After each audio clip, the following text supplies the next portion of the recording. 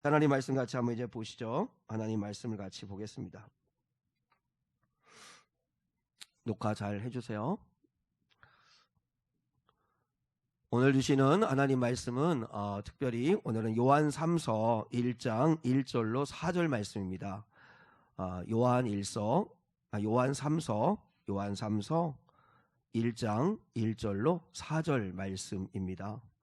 우리 주보에 있습니다. 그리고 성경책은 거의 요한계시록 그 뒷부분 쪽에 있습니다. 요한 3서 1장 1절로 4절입니다. 우리 같이 한 목소리로 함께 한번 말씀을 받들어 읽을게요. 시작. 장로인 나는 사랑하는 가이오 곧 내가 참으로 사랑하는 자에게 편지하노라. 사랑하는 자여 내 영혼이 잘됨 같이 내가 범사에 잘되고 강건하기를 내가 간구하노라. 형제들이 와서 내게 있는 진리를 증언하되 내가 진리 안에서 행한다 하니 내가 심히 기뻐하노라. 내가 내 자녀들이 진리 안에서 행한다 함을 듣는 것보다 더 기쁜 일이 없도다. 아멘. 우리 설교 제목 한번 따라하겠습니다. 마지막 죽는 순간까지 해야 하는 일. 시작. 마지막 죽는 순간까지 해야 하는 일. 해야 할 일 이렇게 되어 있는데 해야 하는 일이라고 하는 제목 가지고 우리 함께 말씀을 나누겠습니다. 오늘 1절에 보니까 장로인 나 이렇게 되어 있습니다. 장로인 나. 장로는 영어로 엘더라고 하는데 이제 이것은 사도 요한을 가리키는 말이기도 합니다. 어른이라는 뜻을 가지고 있는데 그 당시에 이제 초대교회 때 12사도 가운데 가장 오래 사셨던 분이 제자 사도 요한이죠. 이제 사도 요한이 이제 노년에 이제 개인적으로 이제 요한 3서의 편지를 가이오라고 하는 사람에게 보내는데 장로인 나는 이렇게 소개를 하고 있습니다. 근데 그 노년에 사도 요한이 가이오에게 편지를 내보내는 이 내용을 이렇게 보면서 그런 생각이 듭니다. 나이가 많든지 적든지 간에 우리가 죽는 순간까지 끝까지 해야 될 일이 있구나 하는 것을 요한에게서 우리가 배우게 됩니다. 그러니까 요한만 아니라 우리들도 정말 이 목숨이 다하는 그날까지 해야 될 일이 있구나 하는 것을 깨닫게 됩니다. 자, 노년의 사도 요한이 마지막 순간까지 한 일이 뭘까? 첫 번째는 사랑하는 일이었습니다. 사랑하는 일. 자, 요한산서는 분량이 아주 짧아서 그 당시 이 1세기 때는 양피지라고 해서 이렇게 가죽 종이에다가 편지를 쓴 글을 쓰는 거잖아요. 그러니까 이 요한삼서는 양피지 한 장에 담을 수 있는 짧은 서신서입니다. 근데 이 짧은 서신서임에도 불구하고 사랑이라고 하는 단어가 6번이나 나옵니다. 1절만 한번 다시 봐요. 1절. 자, 시작. 장로인 나는 사랑하는 가이오 곧 내가 참으로 사랑하는 자에게 편지하노라. 지금 사도 요한은 아주 젊은 자신이 이제 전도하고 예수 믿고 그리고 자신의 집을 교회로 내어놓고 헌신하는 가이오에게 편지를 보내는데 사랑하는 가이오 이렇게 얘기하고 그 다음에 또 한 번 더 강조하죠. 내가 참으로 사랑하는 가이오. 내가 참으로 사랑하는 자. 한번 여러분 생각해 보세요. 그 노년의 어르신인 사도 요한의 마음에 사랑하는 사람이 안에 있다는 거죠. 그게 행복이 아닐까요? 사랑하는 사람이 있다는 거 그게 행복이죠. 우리는 얼마나 이기적인지 모릅니다. 그래서 늘 나 중심적으로 모든 걸 생각하게 되는데 어떤 사람이 장례식에 갔대요. 장례식에 갔는데 생각보다 장례식에 오는 손님들이 별로 없더래요. 그래서 마음에 이런 생각을 했대요. 내가 죽으면 과연 몇 사람이나 찾아올까? 이런 생각을 하면서 옆에 있는 친구에게 자기의 마음을 이야기를 했다는 거예요. 그러니까 옆에 있는 친구가 그렇게 이야기를 하더라는 거예요. 그 친구가 그렇게 충고를 해주더라는 거죠. 내가 죽으면 누가 와서 울어줄까 생각하지 말고 누군가가 죽으면 네가 가서 울어줄 수 있는 사람을 먼저 생각해봐. 그러니까 여러분 우리는 늘 어떻게 생각하죠? 내가 죽으면 찾아와 줄 수 있는 사람이 누굴까? 내가 병들면 내가 도움 줄 수 있는 사람이 누굴까? 늘 나 중심이죠. 그러니까 받는 걸 생각하죠. 그런데 그렇게 생각하지 말고 우리는 늘 사랑받을 것만 생각하는데, 그래서 훈련을 해야 됩니다. 자꾸 훈련하고 연습을 해야 되는데, 내가 죽으면 몇 사람이 올까 생각하지 말고 누군가가 죽으면 내가 달려가서 울어줄 수 있는 사람이 과연 나에게는 몇 사람이나 될까? 한번 여러분 생각해 보시죠. 여러분, 그것도 사랑하는 관계 속에 있어야 여러분 누군가가 어려움 당하거나 죽었을 때 달려가서 울어줄 수 있는 거지, 아무에게나 가서 우리가 울어줄 수 있는 건 아니잖아요. 여러분이 달려가서 울어줄 수 있는 사람이 몇 명이나 있습니까? 나를 위해서 울어줄 수 있는 사람이 몇 명 있을까? 이것만 생각하지 말고 누군가가 고통 가운데 있을 때, 아픔 가운데 있을 때 함께 가서 손을 잡아주고 울어줄 수 있는 사람이 내 인생 가운데는 과연 몇 사람이나 있을까? 어떤 사람이 행복한 사람입니까? 사랑할 사람이 많은 사람이 행복한 사람입니다. 사랑할 사람이 많은 사람이 행복한 사람입니다. 내가 사랑하는 사람이 없다고 나를 사랑하는 사람이 없다고 생각하고 불행해하지 말고, 내가 지금 사랑하고 있는 사람이 과연 얼마나 될까를 생각하고 우리 인생을 한번 돌아보셔야 합니다. 그러니까 우리가 나이 드신 우리 어르신들도, 오늘 아마 요한도 그럴 거예요.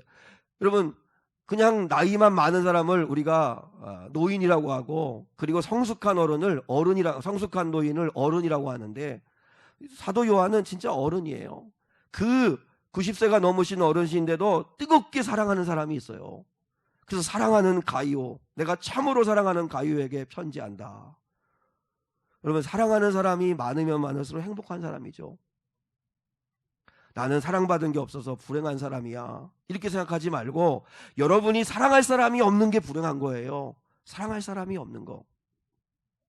사도 요한은 처음부터 사랑의 사도가 된 건 아닙니다.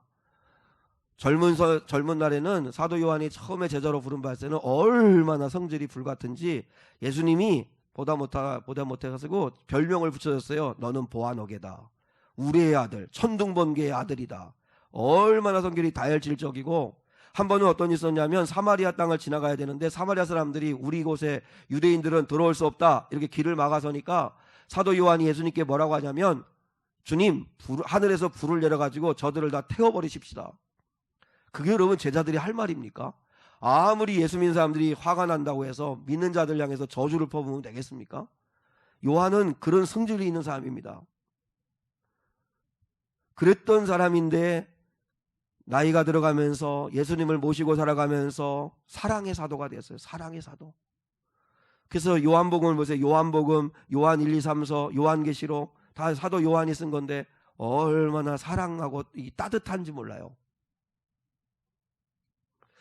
예수님을 만나면 반드시 우리는 변화가 됩니다. 예수님을 만나면 반드시 변화가 되는데, 예수님을 만난 사람의 기본이 뭐냐면, 예수를 만난 사람의 기본은 경건생활입니다. 경건생활. 기도생활을 얼마나 많이 하느냐, 얼마나 성경을 읽느냐, 얼마나 헌금생활을 잘하느냐, 전도를 하느냐, 이건 예수를 만난 사람이라면 기본적으로 해야 되는 일들입니다. 이 경건생활이니까, 내 영혼을 지키는 일이니까 당연히 해야 됩니다. 근데 이게 자랑이 돼서는 안 됩니다. 자랑이 될 이유가 없는 이유는 뭐냐면, 우리가 경건생활을 잘한다고 해서 세상 사람들이 우리를 보고 감동하거나 놀라지 않는다는 것입니다. 세상에 안 믿는 사람들이 여러분 우리의 경건생활을 보고 감동하지 않아요. 장로님이나 권사님들이 하루에 기도생활을 2시간씩 한다, 3시간씩 한다, 4시간씩 한다. 예수 안 믿는 세상 사람들은 그거 보고 감동하지 않습니다. 세상 사람들은 내가 얼마나 교회를 위해 충성하느냐 보고 감동하지 않습니다. 오히려 직장 상사들은요, 오히려 직원들이 뭐 철야 기도를 한다, 금식 기도한다 그러면 오히려 싫어합니다. 직장 생활에 방해될까 봐. 그들은 영적인 세계를 모르니까 그런 거 별로 좋아하지 않죠. 우리 여기 학생들도 있는데 학교 친구들은 여러분이 성경 공부를 한다, 어디 수련회를 갔다 왔다, 뭐 그런 걸 보고 여러분을 인정하지 않습니다. 그러면 세상 사람들, 안 믿는 친구들, 안 믿는 가족들이 우리의 뭐를 보고 감동하는 걸까요? 경건 생활을 통해서 내가 어떤 인격과 성품을 가진 사람이 되었느냐, 내 됨됨이가 어떻게 되었느냐를 보고 감동하는 거죠. 자, 그래서 로마서 12장을 보세요. 자, 우리 주보에 있는데요. 로마서 12장은 예수를 믿는 사람들이면 반드시 어떻게 살아야 되는가를 이야기한 거예요. 바울이 주님을 대신해서 주님께서 바울을 통해서 말씀하신 건데, 자, 예수를 믿는 사람이라면 이렇게 살아야 된다 하는 한 예인데 경건 생활을 요구한 적이 없어요. 여러분이 앞으로 같이 읽겠지만 뭐 기도 생활을 해라, 뭐 물론 그것도 있는데 그건 기본이에요. 기본. 자, 여기서 뭐라고 예수 믿는 사람들이 어떻게 살아야 되는가를 이야기하냐면, 자, 10절로 16절 같이 읽겠습니다. 시작. 형제를 사랑하여 서로 우애하고 존경하기를 서로 먼저 하며 부지런하여 게으르지 말고 열심을 품고 주를 섬기라. 소망 중에 즐거워하며 환난 중에 참으며 기도에 항상 힘쓰며 성도들의 쓸 것을 공급하며 손 대접하기를 힘쓰라. 너희를 박해하는 자를 축복하라. 축복하고 저주하지 말라. 즐거워하는 자들과 함께 즐거워하고 우는 자들과 함께 울라. 서로 마음을 같이 하며 높은 데 마음을 두지 말고 도리어 낮은 데 처하며 스스로 지혜 있는 채 하지 말라. 무슨 말인지 이해되십니까? 여기에 경건생활을 강조하지 않아요. 이번에 명절 보내셨는데 여러분 형제간에 서로 우애하셨습니까? 존경하기를 서로 먼저 해라. 요즘 것들은 말이야, 존경할 줄을 몰라, 어른을 몰라. 그렇게 여러분 얘기하면 그건 꼰대죠. 존경하기를 서로 먼저 하며 어린아이들이라도 아랫사람이라도 존중히 여기고 인격적으로 대하고 말 함부로 막 하고 그렇게 하지 말고 존중하기를 서로 먼저 하고, 그리스도인들은 무슨 일이든지 주어졌을 때 부지런해야 되죠. 게으르지 말고 열심을 품고 주를 섬기라. 교회 생활은 그렇게 열심히 해서 막 금요일 가고 막 주일날 가서 막 봉사하는데 직장에 와서는 맨날 졸고 핸드폰 만지고 딴짓하고, 그러면 여러분 누가 그런 모습을 보고 존중하고 인정하겠어요? 자, 한 곳을 더 볼게요. 우리 주보에 있는데요. 골로새서 3장입니다. 골로새서 3장에 하나님이 이렇게 말씀하세요. 자, 같이 한번 읽겠습니다. 시작. 아내들아 남편에게 복종하라. 이는 주 안에서 마땅하니라. 남편들아 아내사를 사랑하며 괴롭게 하지 말라. 자녀들아 모든 일에 부모에게 순종하라. 이는 주 안에서 기쁘게 하는 것이니라. 아비들아 너희 자녀를 노엽게 하지 말지니 낙심할까 함이라. 종들아 모든 일에 육신의 상전들에게 순종하되 사람을 기쁘게 하는 자와 같이 눈가림만 하지 말고 오직 주를 두려워하여 성실한 마음으로 하라. 예, 여기서 이제 종들까지만 나오는데 그 한 장 뒤에 가면 골로새 4장 1절에 제가 읽어드릴게요. 상전들아 의와 공평을 종들에게 베풀지니 너희에게도 하늘에 상전이 있음을 알지어다. 그러면서 인간관계 속에서 가장 기본기가 뭐냐? 자, 이제 23절 골로새 3장 23절 마지막 절 시작. 무슨 일을 하든지 마음을 다하여 죽게 하듯 하고 사람에게 하듯 하지 말라. 못된 직장 상사 죽게 하듯 한다는 게 뭐예요? 그가 주란 뜻이 아니잖아요. 그 사람이 주님이란 뜻이 아니라 주님을 의식하며 그를 대하라는 거죠. 주님이 나와 함께하고 있다는 생각을 가지고 대하라는 거죠. 무슨 일을 하든지 마음을 다하며 진실하게 하라. 진실하게. 무슨 일을 하든지 마음을 다하며 죽게 하듯 하고 사람에게 하듯 하지 말라. 자, 봐요. 골로새 3장 18절로 23절까지 해서 하는 이야기는 뭐예요? 자, 예수를 잘 믿는다는 게 뭐냐? 경건생활을 통해서 예수를 잘 믿는다는 게 뭐냐? 다른 사람을 대하는 태도를 보면 알 수 있다는 이야기를 하는 거예요. 다른 사람을 대하는 태도에서 믿음이 결정된다는 거예요. 예수를 잘 믿는 사람들은 다른 사람들을 대할 때 어떤 태도를 가지고 대하는가? 안 믿는 사람과 달라야 한다는 거죠. 아내들아 남편에게 복종하라. 자, 아내가 남편을 대하는 태도, 그리고 남편들아 그랬죠. 남편이 아내를 대하는 태도, 자녀들이 부모를 대하는 태도, 그리고 부모가 자녀들을 대하는 태도, 학생들이 교수나 선생님들을 대하는 태도, 죽게 하듯 하라. 이거 죽게 하듯 하라. 그리고 교수나 선생님들이 학생들을 대하는 태도도 반드시 달라야죠. 아랫사람이 직장 상사를 대하는 태도, 상사가 아랫사람을 대하는 태도, 거기 관계에서 믿는 사람 나와야 된다는 거예요. 거기서 사랑하는 사람이 돼야 된다는 거죠. 믿음은 다른 사람을 대하는 태도에서 판가름 나는 겁니다. 잊지 마십시오. 여러분 아파트의 경비원을 대하는 태도, 택배기사를 대하는 태도, 식당에 가면 종업원을 대하는 태도, 그 태도가 여러분의 믿음을 결정하고 다른 사람들은 그걸 보고 감동한다는 거예요. 경건생활은 기본이고 우리가 그 위에 뭐를 더해야 돼요? 사랑하는 일, 사람을 존귀 여기는 일, 그 일을 해야 된다는 거죠. 사도 요한은 90이 넘어서도 사랑하는 가이오, 사랑하는 가이오, 내가 참으로 사랑하는 가이오. 가이오는 정말 요한에게 있어서는 어린 사람이지만 뜨겁게 사랑합니다. 저를 향하는 모든 성도들이 뜨겁게 사랑하는 이 은혜가 있기를 바라고, 그 사랑이 다른 사람을 대하는 태도에서 드러날 수 있기를 주님의 이름으로 축원합니다. 둘째로, 마지막 죽는 순간까지 우리가 해야 되는 일, 기도하는 일입니다. 기도하는 일. 자, 2절 보겠습니다. 본문 2절 시작. 사랑하는 자여, 내 영혼이 잘됨같이 내가 범사가 잘되고 강건하기를 내가 간구하노라. 자, 이건 정말 우리 젊은 아이들에게 주고 싶은 복이기 때문에 우리 중고등부, 청년부, 우리 아동부, 우리 친구들만 한번 읽겠습니다. 정신 차리라는 의미에서. 자, 2절 시작.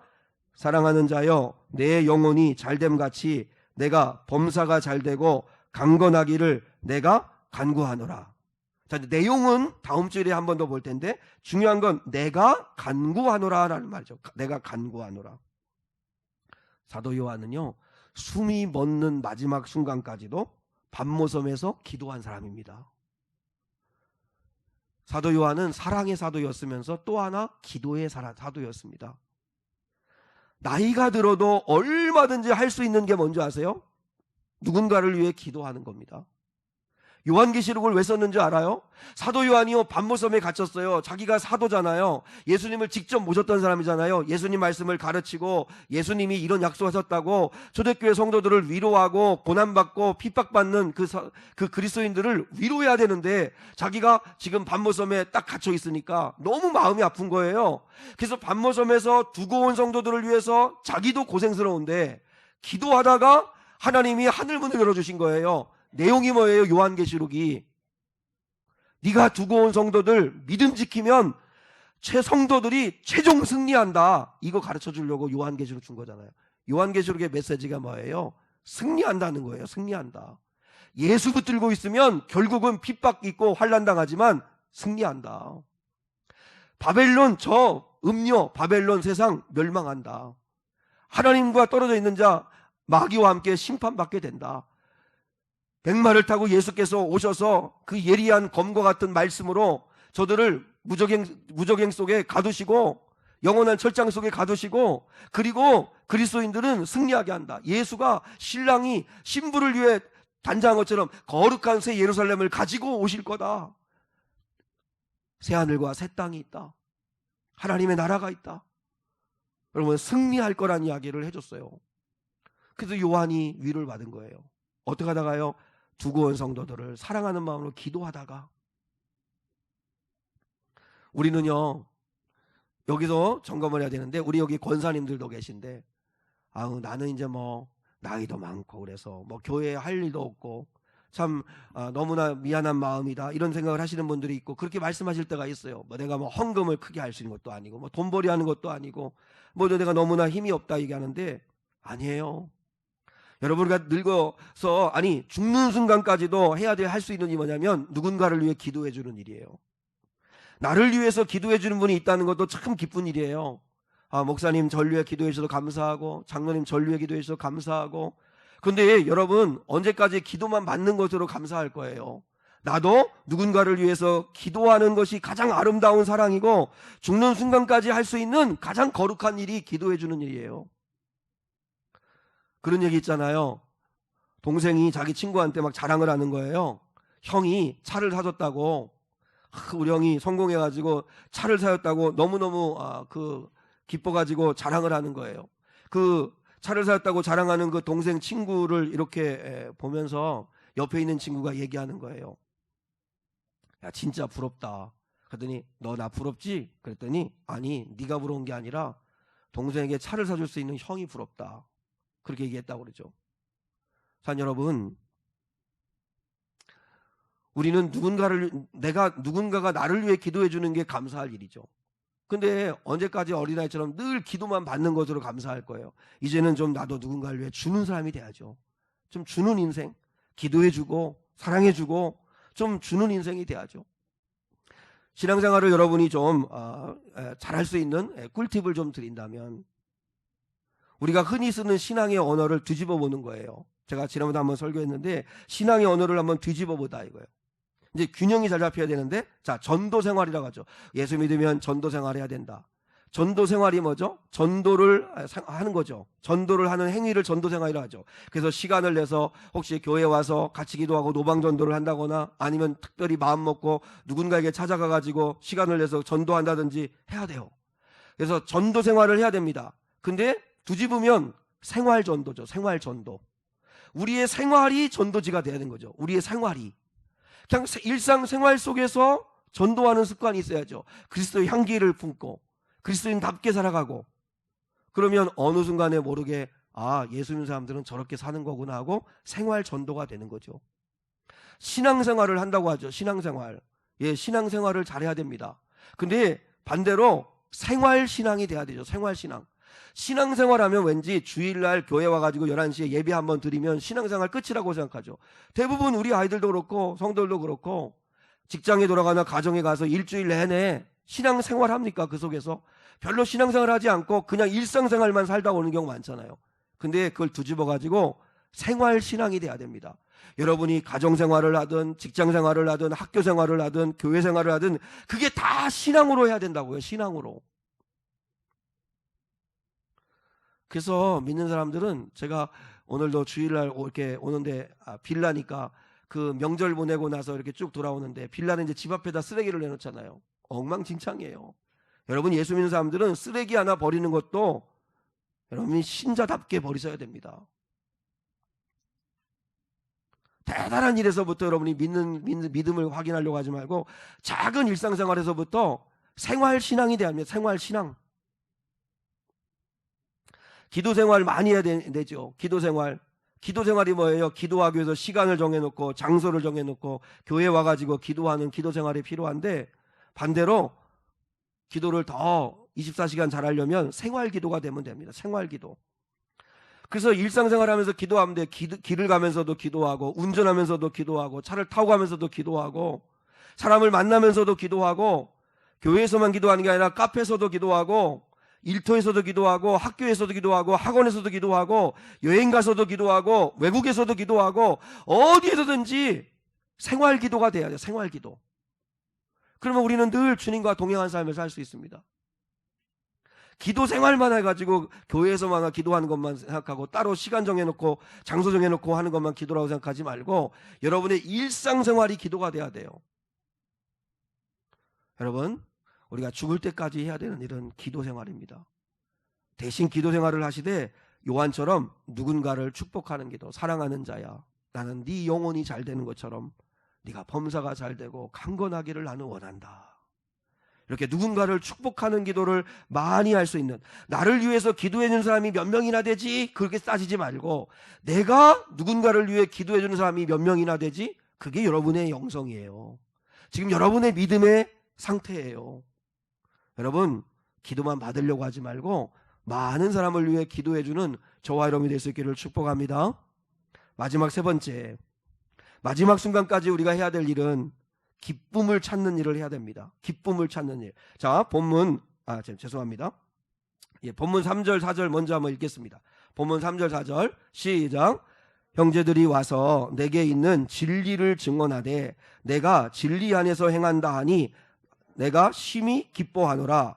내가 내 자녀들이 진리 안에서 행한다함을 듣는 것보다 더 기쁜 일이 없도다. 3절 4절에서 두 번이나 계속 강조하죠.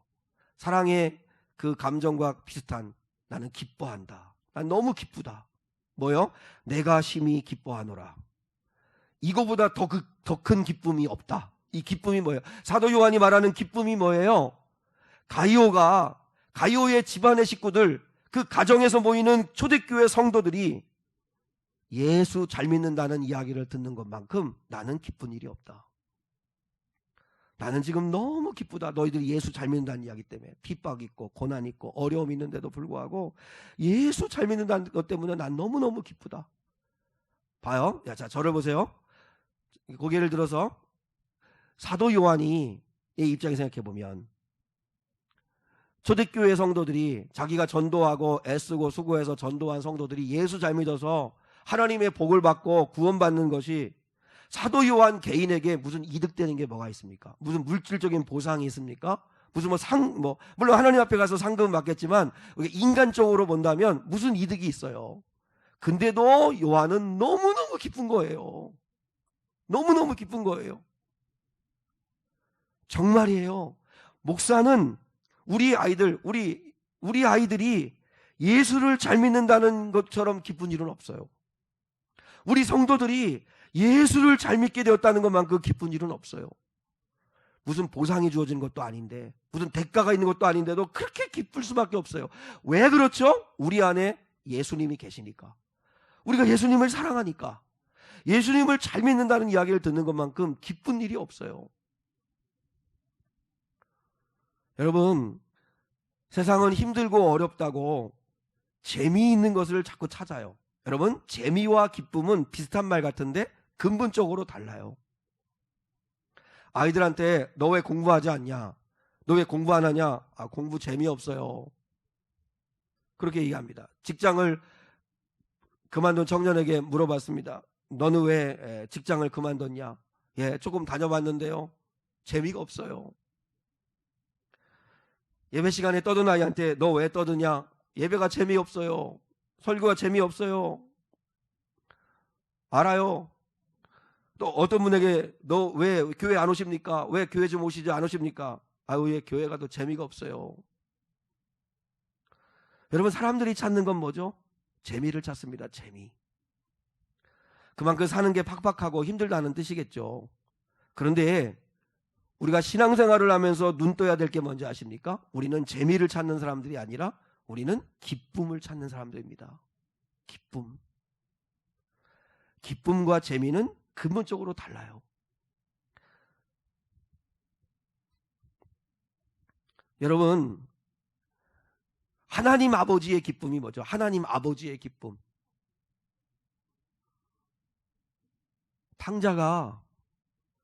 집 나간 탕자가 집으로 돌아와요. 그게 기뻐요. 여러분, 집 나간 탕자는 아버지 재산 가지고 도망가가지고 허랑방탕하게 다 써버린 아버지한테 큰 피해를 준 못된 아들이에요. 근데도 돌아오니까 송아지 잡고 옷 갈아입히고 가락지 끼워주고 신발 신기면서 축제를 벌려요. 하나님 아버지는 영원히 돌아오는 게 기쁜 거예요. 잃은 양 찾는 게 기쁜 거예요.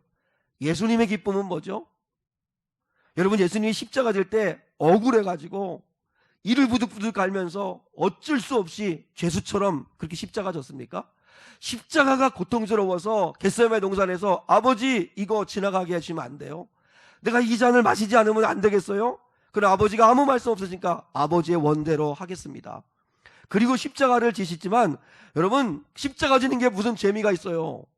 그럼에도 불구하고 십자가를 져요. 왜요? 십자가 속에 기쁨이 있기 때문에. 아버지의 뜻을 이루는 기쁨, 그리고 내가 너희들을 살릴 수 있는 기쁨. 내가 죽어 너희를 살릴 수 있으니까 난 기쁘다. 그게 예수님의 기쁨이에요. 여러분, 이 땅에서는 기쁨, 재미가 어떤 차이가 있는 줄 알아요? 생기는 곳이 달라요. 자, 기쁨은 마음속에서부터 솟아나오는 거예요. 재미는 외부로부터 주어지는 거예요. 그러니까 기쁨은 상황이나 조건에 상관없이 내 안에 계신 주님으로 인하여 솟아오르는 게 기쁨이에요. 환경은 감옥 안에 있는데 사도 바울은 빌립보서에서 주 안에서 기뻐해라. 주 안에서 기뻐해라.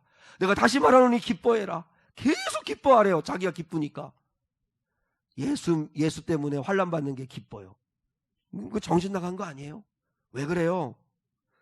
자신 안에 예수님이 있으니까. 예수님이 샘물처럼 막 솟아나는 기쁨을 주시니까. 그래서 기쁜 거예요. 예수 위에 받는 핍박이니까 기쁜 거예요. 근데 재미는 뭐예요? 재미는 환경이 주어져야 돼요. 재밌는 일이 있어야 돼요. 쇼핑을 하거나 여행을 가거나 연애를 하거나 맛있는 음식을 먹거나 뭔가 그래서 재미를 자꾸 찾아가요. 근데 여러분, 재미에는 엄청 위험한 함정이 있어요. 그건 참 기쁨이 아니기 때문에 우리를 속이는 거예요. 더 재미를 찾다 보면 사람이 타락하게 되고, 그리고 넘지 말아야 할 선을 넘게 되는 거예요. 여러분, 재미는 저수지와 같은 거예요. 그래서 채워져야 돼요. 자꾸 외부로부터 채워져야 저수지는 채워지는 거예요. 가뭄이 들거나 그래서 말라버리면, 그러면 저수지 바닥이 다 드러나요. 근데 기쁨은 샘물과도 같아요. 그래서 가뭄이 들거나 뭐 어떤 일이 벌어져도 마르지 않아요. 계속 솟아나요.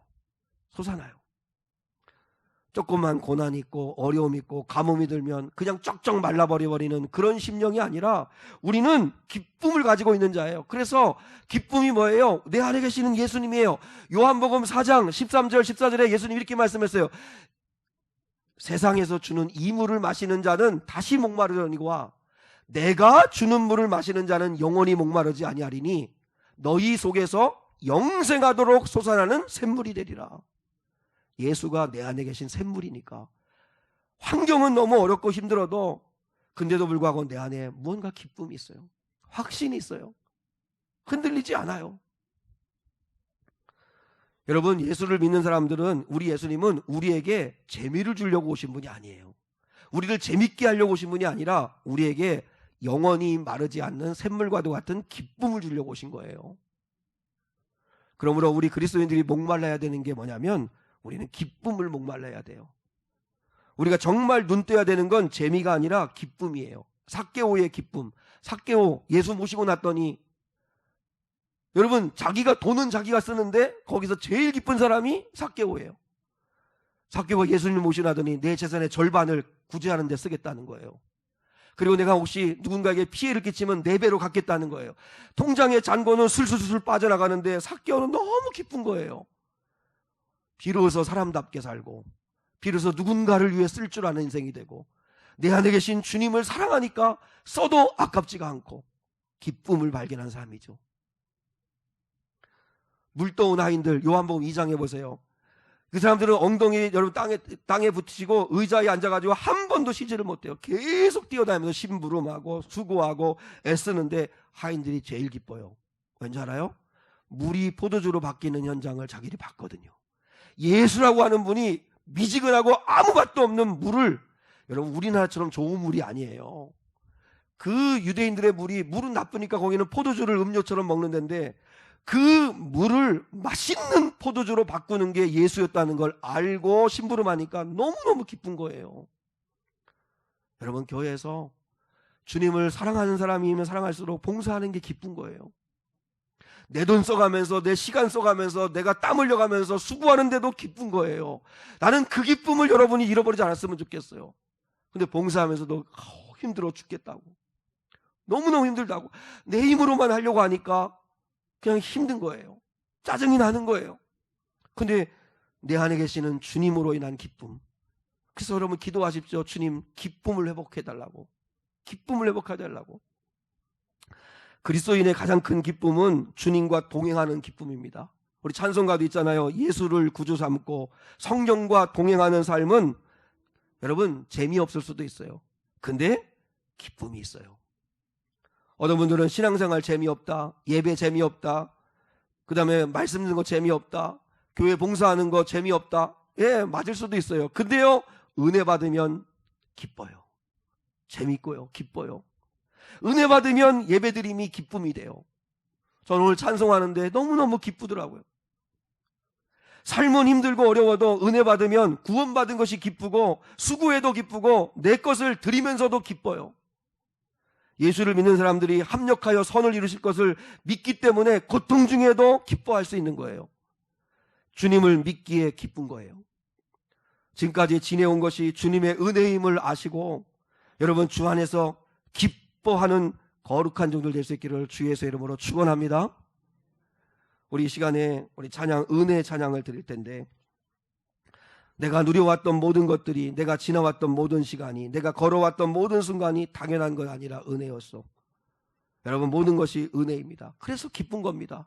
주님의 은혜니까, 하나님의 은혜니까.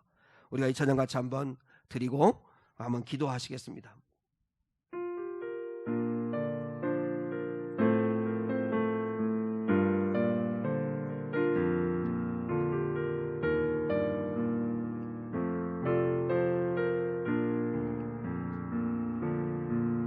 내가 누려왔던 모든 것들이, 내가 지나왔던 모든 시간, 내가 걸어왔던 모든 순간이, 내가 걸어왔던 모든 순간이 당연한 것 아니라 은혜였소. 당연한 것 아니라 은혜였소. 아침 해가 뜨고 저녁에 노을, 봄의 꽃향기와 가을의 열매, 변하는 계절의 모든 순간이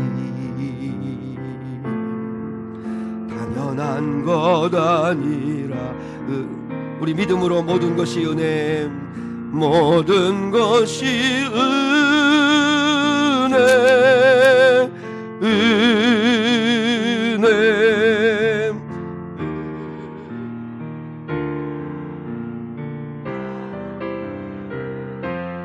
내 삶에 당연한 거 하나도 없었던 것을 모든 것이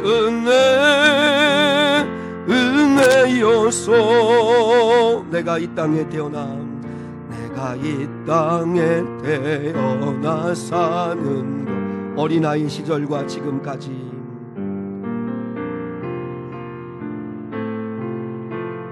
숨을 쉬며 살며 꿈을 꾸는 삶, 숨을 쉬며 살며 꿈을 꾸는 삶, 당연한 것 아니라 은혜였소. 여러분, 수많은 삶 가운데 내가 하나님을 믿게 된 건 하나님의 자녀로 살며 오늘 찬양하고 예배하는 거 은혜입니다.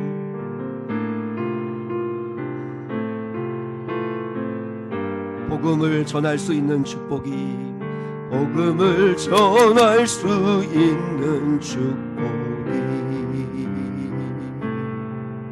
당연한 것 아니라 은혜, 모든 것이 은혜, 은혜, 은혜, 한없는 은혜. 내 삶에 당연한 거 하나도 없었던 것을 모든 것이 은혜, 은혜, 모든 것이 은혜, 은혜, 은혜, 한없는 은혜. 내 삶에 당연한 거 하나도 없었던 것을 모든 것이 은혜, 은혜, 모든 것이 우리 다시 한번 잘해서 일어나겠습니다. 네, 은혜,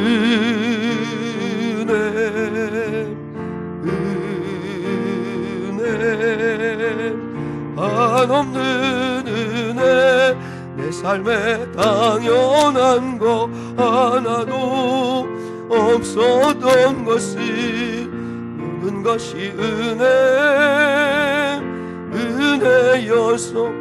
반주 한번 계속해 주세요. 우리 한번 같이 이 시간에 한번 짧지만 같이 한번 마음을 모아서 기도하겠습니다. 하나님, 마지막 죽는 순간까지 뜨겁게 사랑하며 살게 하여 주옵소서. 아버지, 안 믿는 사람들이 우리를 보고 사랑하는 것을 보고 감동하는 것은 다른 사람들을 대하는 우리의 인격과 태도에서 결정됩니다. 하나님, 경건생활하는 것이 자랑이 아니라 경건생활을 통해서 내가 어떤 인격과 됨됨이를 갖게 되었는가가 중요합니다. 하나님 아버지, 죽는 순간까지 뜨겁게 사랑하며 살게 해주시고, 하나님 아버지, 죽는 순간 마지막까지 기도하게 하시고, 나를 위해 기도한 사람이 몇 명이나가 중요한 게 아니라 내가 누군가를 위해서 기도하는 사람이 과연 몇 명인가가 중요합니다. 하나님, 누군가를 위해서 끊임없이 기도하다 주님 앞에 가고 싶습니다. 그리고 마지막 죽는 순간까지 우리가 해야 될 일은 기쁨을 찾는 것입니다. 인생을 재미를 자꾸 추구하지 말고, 재미 속에는 가치와 의미와 보람이 없습니다. 우리가 추구할 것은 주님 주시는 기쁨입니다. 내 안에 계시는 주님으로 인한 기쁨입니다. 주님의 일을 감당할 때 오는 기쁨입니다. 아버지, 주님이 나와 함께 하시고 영원한 생명을 주신 그 기쁨을 누릴 수 있기를 원합니다. 하나님, 기쁨을 달라고, 모든 것이 은혜임을 알고 기뻐하며 살게 달라고 같이 한번 우리 한번 주여 이름 부르고 한번 같이 기도하겠습니다. 주여, 하나님 아버지 감사합니다. 거룩하시고 자비하신 아버지 하나님, 이렇게 한가위 명절을 맞이하게 하심을 감사하고 또한 거룩한 주일을 맞이하게 가서 감사합니다. 우리는 아버지 하나님을 예배하는 자들이요 사랑하는 자들이기에 이렇게 아버지 하나님이여 주일날 아버지 앞에 나와서 예배합니다. 우리 흩어진 성도들도 어디에선지 예배하게 도와주시옵시고, 오늘 사도 요한처럼 아버지 늙었지만 90이 넘었지만 아버지 하며 뜨겁게 사랑하며 살았습니다. 기도하며 살았습니다. 아버지 기쁨을 누리며 살았습니다. 밤모섬에 유배된 가운데서도 하나님 기뻐했습니다.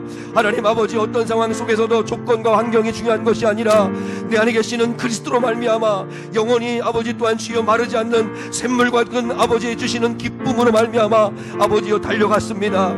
우리 귀한 성도들 인생에서 재미를 추구하지 말게 도와주시고 아버지여 의미 있고 보람 있는 아버지 기쁨을 따라가게 도와주시옵기를 원합니다. 아버지 하나님, 우리 성도들 뜨겁게 사랑하며 살게 해주시옵소서. 아버지, 내가 나를 사랑하는 사람이 없다고 낙심하지 말게 도와주시고, 내가 사랑할 사람이 없는 것이 아버지여 잘못된 것입니다. 뜨겁게 사랑하는 사람들을 만들게 하시고 사랑하며 사는 저희들 되게 도와주시기를 원합니다. 누군가를 위해서 기도하는 자들 되게 도와주시기를 원합니다. 아파하는 사람들, 병든 사람들, 곤고한 사람들 위해서 이름 불러가며 기도하는 자들 되게 도와주시기를 원합니다. 하나님 역사해 주시옵시고 성령 충만하게 도와주시옵소서. 아버지 임재하여 주시옵소서. 하나님의 영광을 보게 하여 주시옵소서. 하나님 감사합니다. 거룩하시고 자비하신 아버지 하나님, 우리가 죽는 마지막 순간까지 뜨겁게 사랑하며 기도하며 기쁨을 쫓으며 살아가는 저희들 되게 하옵소서. 하나님 아버지, 세상에 재미없다, 의미없다 낙심하지 말게 도와주시고, 하나님 아버지께 주시는 정말 마르지 않는 샘물과 같은 예수 그리스도로 인한 기쁨, 그 기쁨을 가지고 살아가는 성도들 되게 하옵소서. 아버지, 눈을 열어주셔서 재미가 아닌 기쁨을 추구하게 하시고 누군가를 위해서 기도하는 인생이 되게 하시고, 아버지여, 나를 위해 울어줄 자가 아니라 내가 달려가서 울어줄 자가 과연 몇 명 있는가를 생각하며 사랑하는 사람들을 더 많이 만들어내는 성도들 되게 하시며 아버지, 늘 기쁨 가운데 살게 하옵소서. 아버지 하나님, 특별히 주일 맞아서 귀한 예물을 아버지 앞에 봉헌하오니 이 예물 받아주시고, 아버지 하나님이여, 물질을 드린 손길마다 물질의 복을 더하여 주시고 드리지 못한 손길에도 동일한 은혜와 복을 주셔서 아버지 앞에 드리기까지 사랑할 수 있는 마음을 회복시켜 주시옵소서. 주님 축복하시고 아버지, 한 주간 동안도 뜨겁게 사랑하며 기도하며 기쁨을 누리며 살아가는 성도들 되게 도와주시기를 바라며 예수 그리스도의 이름 받들어 기도드리오며, 지금은 우리 주 예수 그리스도의 은혜와 하나님 아버지의 극진하신 사랑과 성령 하나님의 함께하심이 오늘 여기 모여 예배한 거룩한 성도들 위에 영원히 함께하시기를 축원하옵나이다. 아멘.